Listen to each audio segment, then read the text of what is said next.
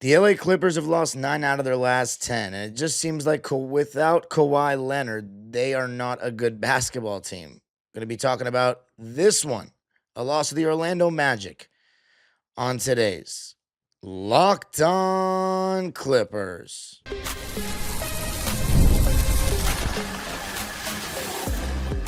You are Locked On Clippers, your daily Los Angeles Clippers podcast, part of the Locked On Podcast Network. Your team every day. Yes, sir. You were locking with the Clips. Thank you for making Locked On Clippers the first listen of your day, your team every day.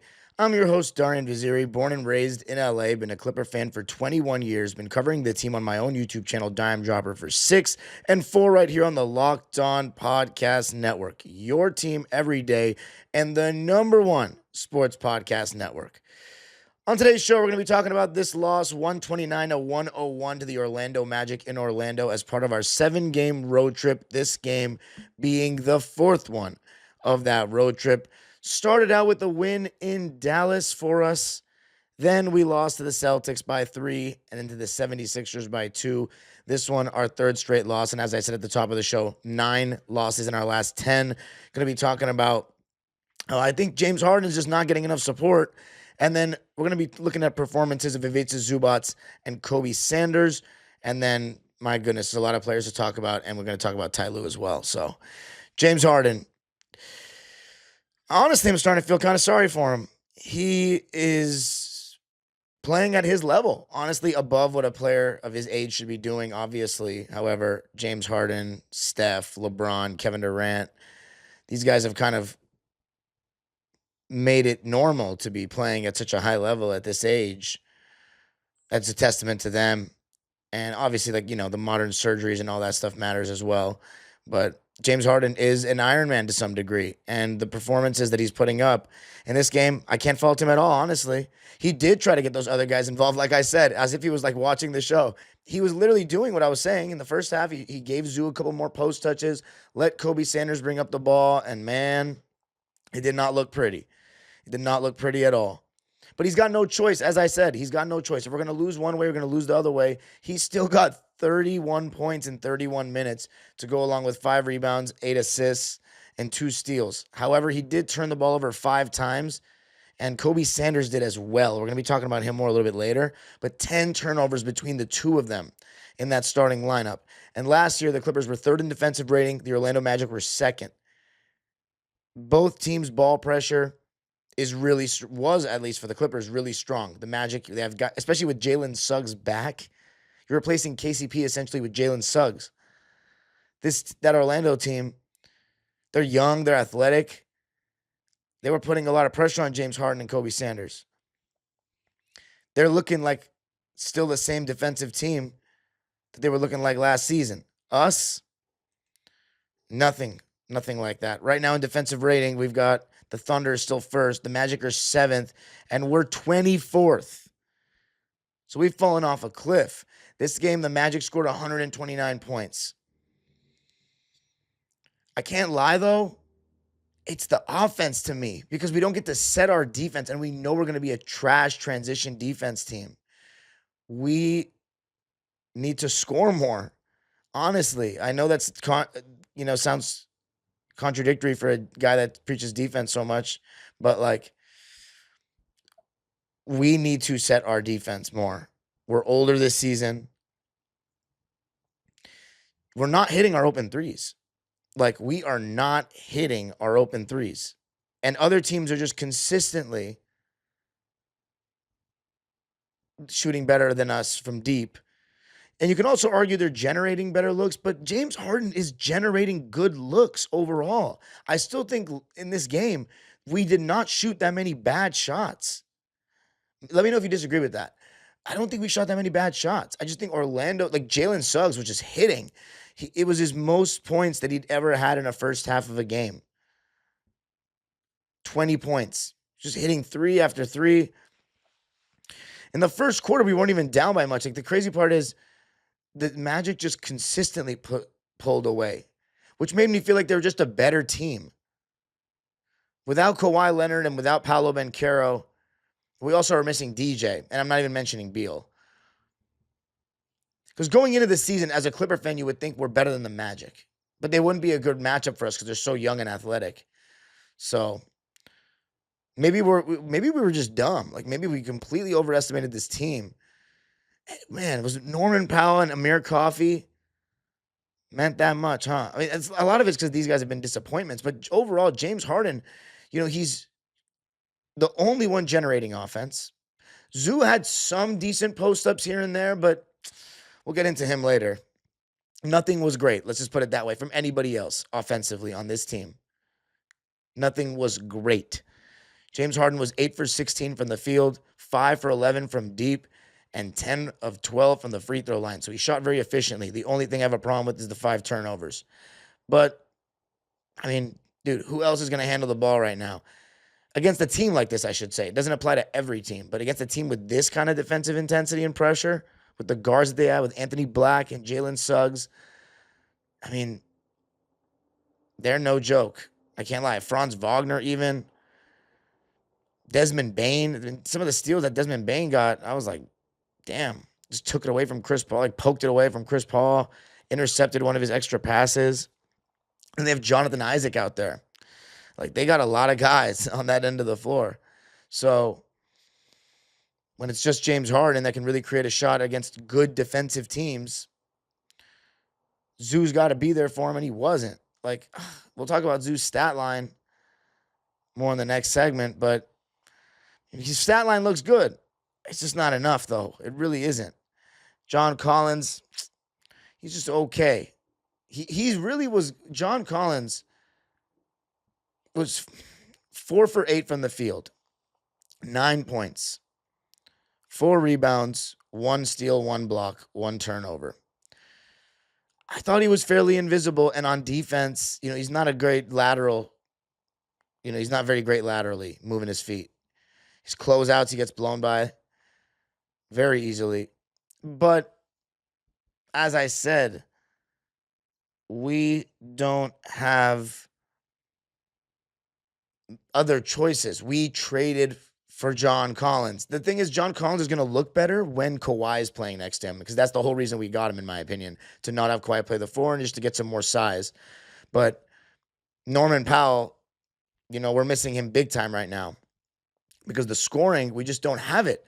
And Bogey, 2 for 9, that's not going to get it done. Like, we need someone else. We just need someone else. Nobody scored 15 points besides James Harden. Nobody. So there's nothing I can say. I mean, we were down by 6 after the first quarter, so we weren't totally out of it. Just need to make shots. I thought we were creating good shots. Harden had 11 of our 24, but we were only down 6 points. And then in the second quarter, Lopez, he was bad in this game, man. He gets the ball at the 3-point line, pump fakes, and doesn't take a dribble and try to, the closeout, he flew by him basically. But he doesn't want to put the ball on the floor, so then he just took the 3 with the guy still around his, in his airspace and bricked. And then he just closes out to 18 feet away and gets blown by, I think, by Wendell Carter. Yeah, it was Wendell Carter. And he just looked so slow. It looked so slow. And then he missed a fadeaway over Jonathan Isaac, straight up air ball. He just had a bad sequence. He made 1 3, but it was just bad. He played 6 minutes in the game. 1 for 4 from the field. 3 points.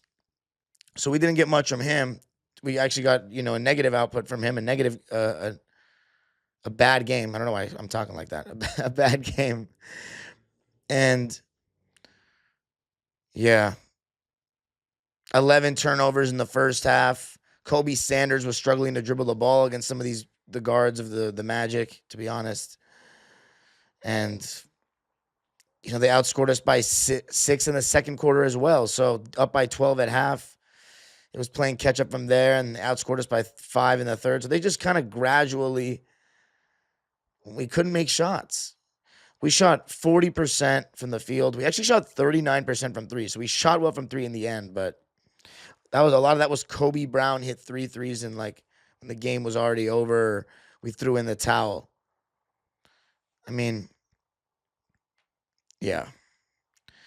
It did not feel like a good shooting game. Well, the Magic scored or shot 48% from the field and shot 53% from three. And it feels like we're saying this a lot. And I genuinely do think that we are going to get a little luckier in some of these games down the line at some point of the season where teams are not going to be raining threes on us or we're seeing these highest scoring halves that he's ever had and stuff. I really don't.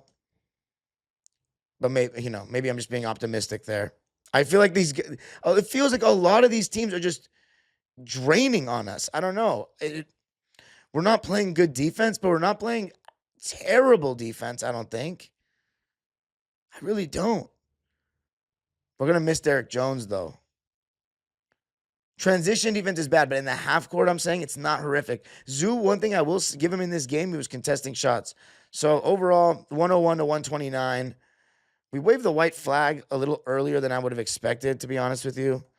That's a Ty Lue thing that we'll talk about. But coming up, we're going to talk about Zoo and why, in my opinion, we're going to talk about Zoo and Kobe Sanders and why they just weren't able to help out. I got to tell you a little something about Quo. Let's talk about something every business owner knows too well. Missed calls. When a customer tries to reach you and can't get through, that's money slipping away. Quo, spelled Quo, is the smarter way to run your business communications, so you never miss an opportunity. Quo is the #1 business phone system, built for 2025, not 1995.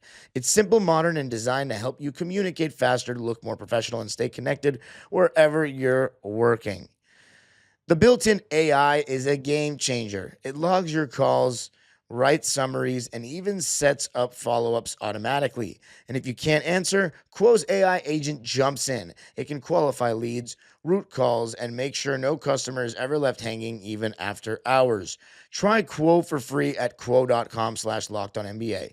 That's quo.com/lockedonnba. And yes, you can even keep your existing number.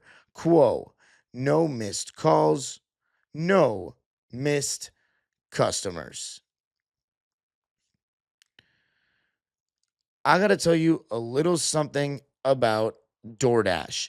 The NBA season is heating up, and DoorDash has found the perfect way to keep fans in their bag all season long.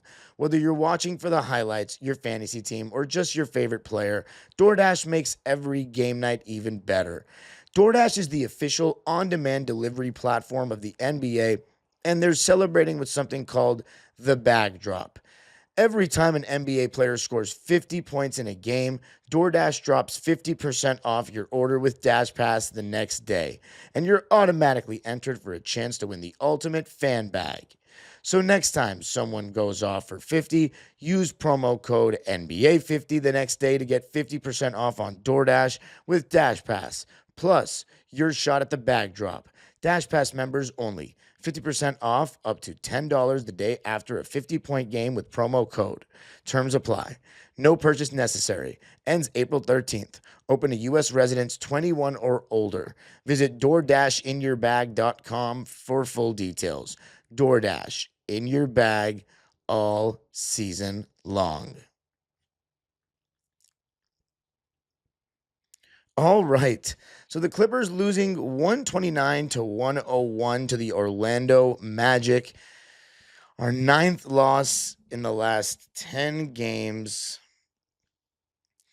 We are now 1-8 without Kawhi Leonard. Oh, Jesus. We need him back ASAP, and I heard he's going to miss the game against Charlotte as well. We need him back. But until then, we just got to look at what we have. And what we have is not enough right now outside of James Harden. 31 points for James. But we did not get more than 14 points from anyone else. And of course, the next guy you got to take a look at is Ivica Zubac. And as far as the obvious matchups, we had Zoo against Wendell Carter Jr. in this game. Jalen Suggs was guarding James Harden. Tristan Da Silva, he was hitting a bunch of shots. Last season he did not shoot like that. But hey, man, maybe he improved as a shooter. So apparently he's been hitting threes. So Tristan Da Silva was guarding Kobe Sanders, Franz Wagner on John Collins, Desmond Bane on Chris Dunn to start the game. We had James Harden on Desmond Bane, Kobe Sanders on Franz Wagner, Chris Dunn on Jalen Suggs, and John Collins on Tristan Da Silva. I mean, that's an okay defensive lineup. You have a rookie, John Collins, James Harden. It's not going to be a great defensive team. You got Chris Dunn and Zoo. And here's the thing. I thought Zoo did actually a pretty good job at defending the rim in this game. He changed a lot of shots. He really did. And our point of attack wasn't great. And it's not going to be great when we don't have Derrick Jones Jr. And Nico Batum only played 9 minutes. So there was nobody in this game on the Clippers that was positive in the plus minus. Not one player. We just got thoroughly outplayed in this game. And maybe we're not better than the Magic, especially without Kawhi. Maybe with Kawhi and with Paolo, we're still not better than them. Maybe we're not. The Magic are getting better every year. They're a young team. Franz Wagner and Paolo are pretty good. Pretty good. No, they're very good. And Wendell Carter's solid. Jalen Suggs is getting better every year too. They got some young players. They got Anthony Black. He's getting better. Lanky guard. They're pretty good, man. Without James, we shouldn't expect to beat them without Kawhi, honestly. And they're used to playing without Paolo. Well, you could say we're used to playing without Kawhi, but not that our team changed a good amount. Theirs didn't. Theirs really didn't. They brought Desmond Bane in. That's great. We lost KCP. We made a lot of changes, and some of those changes are not working out well, but I'm going away from the point. So matchup-wise, I didn't see anything crazy, but I'll just say this. Zubac in the second quarter, he's missing these tip-ins at the rim that he usually makes, but he's just looking weak. Honestly, the weight loss, it might be a real thing. He's not bullying guys the same way he was. Even the Jonathan Isaacs and the Wendell Carters, he's not bullying these guys. He's not getting anywhere, and they don't call anything for him. It's actually outrageous. It's honestly getting ridiculous. They don't call anything for him. I know he needs to be stronger, but they're straight up pushing him. It's the contact that they let them get away with Zoo is insane. It's really ridiculous. But whatever. You just gotta play through it, and he's got to be stronger with it. He's got to maybe get back in the weight room. I don't know. He's not getting that same post position that he got last season. And you can say whatever you want about teams in the scouting report, obviously are told to push him out, but come on. At some point, he's got to be better. And I get it. He rebounded well and he defended the rim well, but we're going to need more scoring. 7 for 16, rare, inefficient game. I like how much he shot. That was better. I liked our approach, but he wasn't great. 19 rebounds and 14 points. That's a great game for a lot of people, but we're trying to hold Zoo to high standards. Even forget the standards. We need better to win games against good teams without Kawhi. And DJ. DJ's a big part of our team. It's not going to be easy without him. So 129-101 is the final. Zoo, 14 points, 19 rebounds. It's a great stat line. I like that. The positive is his rebounding was good and his rim protection was good. That's a positive. But offensively, we need him to be stronger with it. But they also got to give him a damn call. It's ridiculous. But whatever. He needs to be stronger with it. Point blank, end of story. 7 for 16. After that, Kobe Sanders. Kobe Sanders has been great so far, Clipper Nation. I really think he's been great. This was just one of his first bad games. He's playing against a really good team defensively. He just got his pocket picked a couple times. And then one time they just doubled him in the backcourt. He lost the ball. He was turning the ball over left and right. It just felt like the game was very fast for him. But that's what it looks like when you're a rookie. And no matter how old he is and how many years he spent in college, the NBA game against teams like that, with heavy ball pressure for a guard when they want to, the Jalen Suggs, Anthony Black, Desmond Bane, it's something.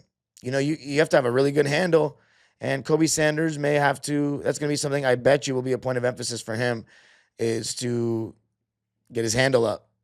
Because I'm not saying it's not good, but we're talking NBA against good teams, good NBA level against good teams. So it was a bad game for Kobe Sanders, but it is what it is. Like, you know what I'm saying? He's young. I'm okay with that. Like, but the thing is though, that's where the win now versus development thing is kind of tricky, because we're okay with watching Kobe. Like, as fans, we're totally okay with seeing Kobe Sanders have bad games and learn from these experiences, you know, for the long haul. 6 points on 2 for 8 shooting, 1 for 4 from 3, 2 rebounds, 5 turnovers, 2 blocks. We're okay with seeing him have these kind of rough games because he's going to need them, you know, to learn. However, if we're trying to win now, we don't got time for that. Like, we need good performances from everybody in that starting lineup. And I don't think this will be the last Kobe Sanders bad game, and that's okay. You know, that's okay. But I don't know. It's hard, you know, when you have Kobe Sanders as a starter now. Like, I love Kobe Sanders, and I'm rooting for him for the long haul, and I want him to be a Clipper. But it's tough. That's just the reality that makes it hard.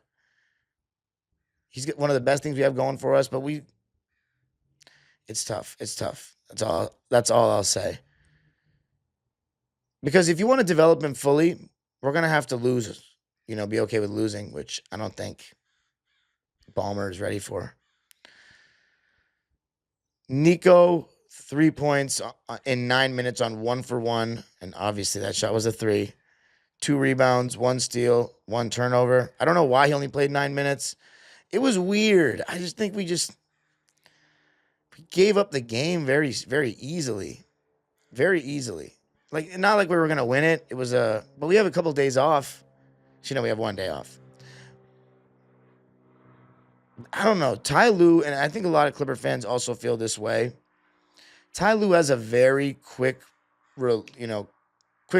release when it comes to waving the white flag. And we've seen that over the years. And sometimes it's just like, I don't know. You feel like there are games where you maybe could still make a push, but maybe that's the optimistic fan in us. I don't know. Does anybody else feel that way? Let me know in the comments. Do you feel like Ty Lue waves the white flag too easily? But in the second half, just to give you a perspective on what I'm talking about, James Harden didn't play in the fourth quarter. He didn't play in the fourth quarter. We were down by 17 points. Game's not totally out of reach. Let James Harden go on one more flurry. But I get it. You want to preserve him. But it's like you're losing. You know what I'm saying? You're just losing. I don't know. And James Harden's not the only one. We didn't play Chris Dunn in the fourth quarter as well. So, or I'm pretty sure we didn't play John Collins. Yeah, we didn't play John Collins either in the fourth quarter. So, I don't know. Kobe Sanders had a rough game, but it is what it is. Coming up, though, going to be talking about CP3, Bogey, John Collins, Brook Lopez, and Ty Lue, because, oh, man, we got a lot to say about some of those guys.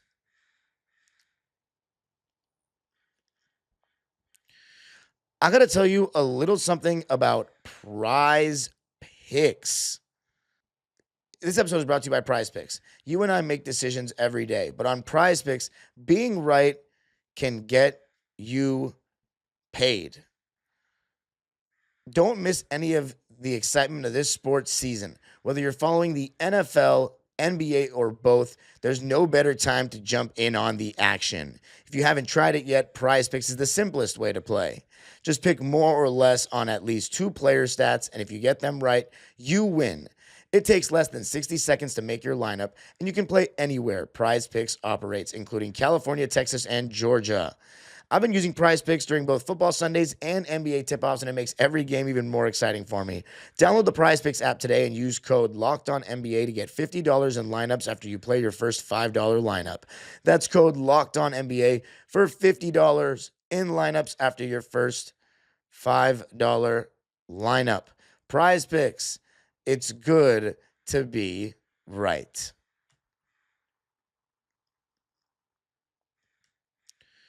All right, Clipper Nation. 101 to 129 is the final. The Clippers dropped to 4-11 and 1-6 away from home. The Clippers shot worse than the Magic from the field, shot worse than the Magic from three, shot worse than the Magic from the free throw line, did not rebound as well as the Magic did not get as many assists as the Magic, did not get as many steals as the Magic. They got more blocks. We got more blocks, 6 blocks to 4. But we turned the ball over 21 times. They turned the ball over 11 times, and they had 33 points off our turnovers. 41 fast break points to our 15. So what they did was they used their ball pressure and our lack of ball handlers to turn us over, and then they got out and ran on a team that's bad in transition. There you go. Simple as. Sometimes the stats can paint the bigger picture and make it a lot simpler. There you go. They turned us over. We don't have that many ball handlers, and let's talk about some of those guys. First of all, Chris Paul. Good to see CP3 back in the lineup. Good to see him. He had 23 minutes in this game, and it was a very interesting game for him because when he first came in, he turned the ball over twice. Well, one of them was a turnover that was credited to Kobe Sanders, but he has the ball on the right wing, and it's an extra pass situation where if he swings it to the corner, it's a wide open three. Desmond Bane read his pass and got a hand on it and intercepted it. And I just remember thinking when I was watching it, Chris Paul never turned the ball over back in the day. Like, it was like rare to even see him do it. And it's just so weird to see it happen now. It really is. And then later on in the quarter, I think it was still in the first quarter, he gets a rebound and he's not even being really guarded by anybody yet. He's probably going to face a little bit of ball pressure around half court or a little further than half court, a little before, I should say. And he throws the ball across the court to Kobe Sanders, who like is running into two guys and then travels. It's like something you never in a trillion years would have seen Chris Paul do in the past. It's like he's lost all his confidence, but then he made a mid-range, right? He made a mid-range. And then he came down against Jonathan Isaac and spun off the right shoulder and then snatched back for three and had the crowd gasping. And I was like, whoa, like he had a little burst of speed there. Missed the three. And then he got, I believe, a steal around that time, but just started looking a little bit more confident. So it was really nice to see that from Chris Paul. It was very weird because Chris Paul, confidence, like it felt like the game was looking so fast for him. And then he started calming down and getting his confidence back. It's so weird to talk about Chris Paul this way. Like, I feel it's honestly really sad. Like, I'm getting sad, guys. Like, it's kind of sad. Like, CP3, like, confidence. Like, what am I talking about? I'm straight up. He doesn't even look confident with the ball. It's insane. Tossing the ball across the court to Kobe Sanders when he's not even being faced with ball pressure yet, CP3, even if he's being faced by ball pressure, it's insane. But he wasn't, I'll just say this. These are his stats, and we'll talk about how I assess his performance in a sec. 4 points, 2 rebounds, 4 dimes, 4 turnovers, 1 steal on 2 for 6 shooting, 0 for 2 from 3, minus 12.